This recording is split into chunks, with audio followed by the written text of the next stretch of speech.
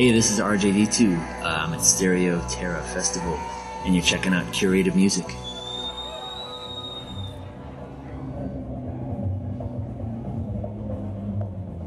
I mean, for something like this, it's not that much different from preparing for a club date, technically speaking. Mentally, there's a bit of, I guess you'd say, different preparation that I don't want to say needs to happen, but it's helpful.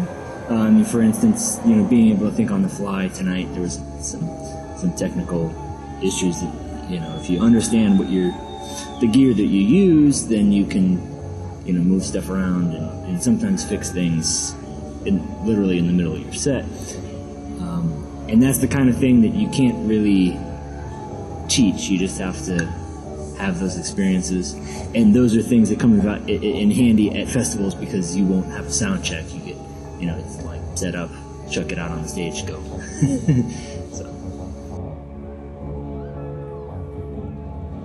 The crowd response, when the crowd is into it. I mean, for me, that's really what I'm there for, basically, is the crowd's enjoyment. So my fun solely rests on how much fun the crowd is having and showing.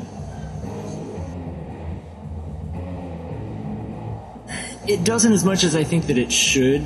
There's, I kind of have a dilemma with that because there's, I work really hard to craft these little routines that are based on my songs from my records and stuff, and so I think that they're like these little cool things or whatever. But there's times where I'd frankly be better served if I just chucked all that out the window and just played like a straight house set or whatever, straight excellent, whatever, what I mean, kind of get in where you fit in type of thing.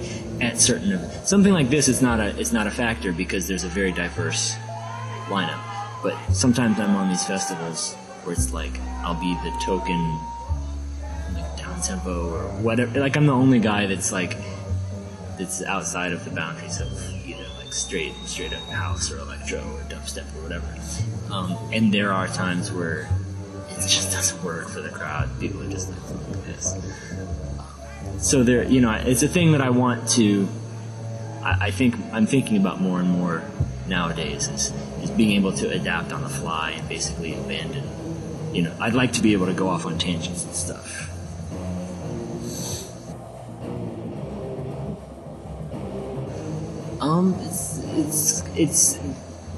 I don't want to say the novelty is definitely not worn off, but it's not shocking in the same way that it was the very first time that I heard a song of mine on TV.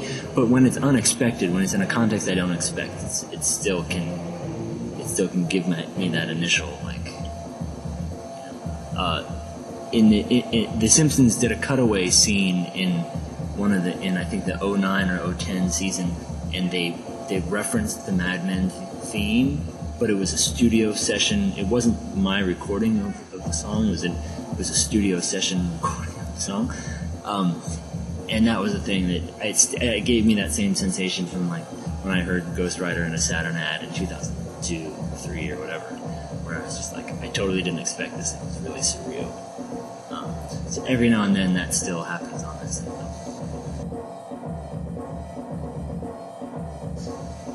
I mean, it's just any and all, approach in terms of, you just keep your eyes open. Any avenue is fair game, whether that be somebody that knows he likes records and their uncle's getting rid of Curated records. Yeah, I want to take a look. Flea markets, garage sales, record stores, so on and so forth.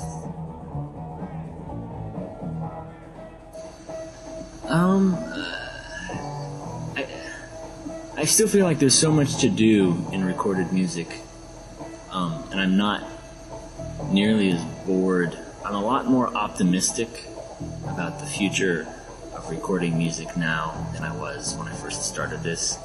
I remember when I was finished, right after Dead Ringer came out, I remember feeling a bit of a sense of fear as to how long can I sustain this.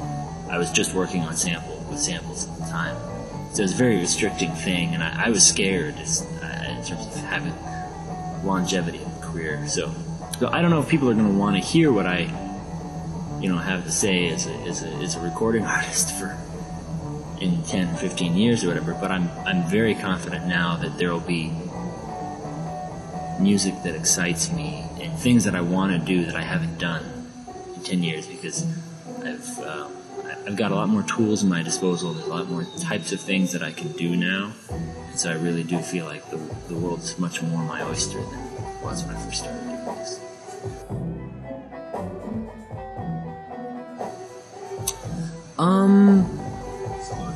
Yeah, it's a tough guy. I'm trying to do a soul position record. I want to do another Iceberg record. Just did some work on this Megahertz record. I'm working on a solo album. There's some guys that I just want to, play music with and see what comes out of it. It may or may not, bring anything into fruition in terms of recording. So we'll see. Some of those things I don't want to mention because I don't know if it kind of puts pressure on them to realize, and they sometimes everything doesn't need to turn into a project, so to speak, or a collaboration. Sometimes you can just screw around with somebody. Yeah, you can just throw it on tracks, and nothing comes of it, and that's okay. That can be a fun experience just to have. Yeah, it's primarily a vessel for me to get out to record my albums and still maintain ownership of them. So that's really the mission statement right there.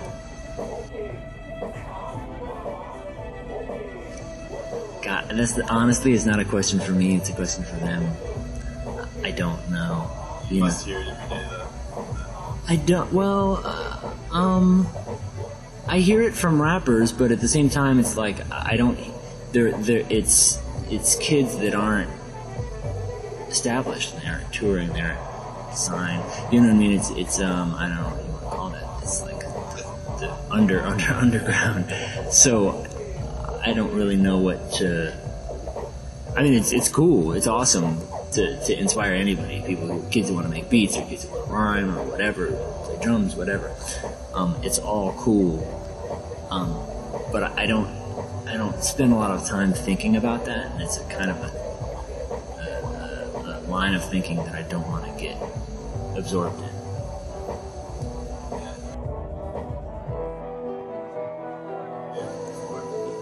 I appreciate that, but there's still so much that I want to do, and there's so much that I want to achieve that I don't feel comfortable thinking. I'm at this weird phase where people tell me this. People come up to me and say, "You're a legend and you're an icon," and I appreciate the intent of it. I understand that it comes from a place of respect, but that's not a comfortable place for me. It's not a thing that It's not anything that I'm striving for. In all honesty, I'm just trying to make good records, and in a way, being seen as a quote-unquote legend or icon is in a way a handicap, as far as I'm concerned. What's that? That's for when you're dead. Yeah, man. People can say what they will. Yeah, exactly. They can put whatever the fuck they want on my gravestone. Sagittarius begins with the need to know why. To him, things must make sense, and nothing will be accepted at face value. The young archer's thoughts will be his arrows, and no targets will be off limits.